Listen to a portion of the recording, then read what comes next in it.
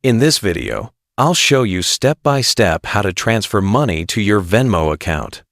First, open the Venmo app on your phone and make sure you're logged in. From the home screen, you'll see your Venmo balance at the top of the page. If your balance is zero, don't worry, we're about to add money. To start, tap on your balance. This will bring up the balance management screen. Here you'll see the option that says Add Money. Go ahead and tap on that. Now, Venmo will ask you how much you'd like to transfer into your account. You can either choose one of the preset amounts, or you can type in a custom amount, even something small like $2.50 if you'd like. Once you've entered the amount, tap Next.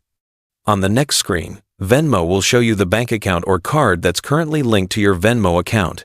If you have more than one payment method linked, you can tap the bank name and select a different account.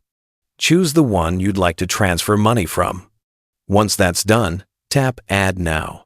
If you chose an instant transfer, the money should appear in your Venmo balance right away. For larger transfers, or if you select the standard option, it can take anywhere from 3 to 5 business days for the money to arrive in your Venmo balance. That's it. You've successfully transferred money into your Venmo account. From here, you can use your Venmo balance to send money to friends, make payments, or even use your Venmo debit card if you have one linked. By the way, if you're tired of paying high fees when you send someone money, Wise is the best service I know.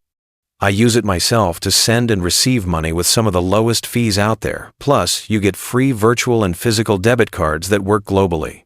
Right now, you can grab an exclusive offer. Your first transfer up to $800 is completely free with 0 fees.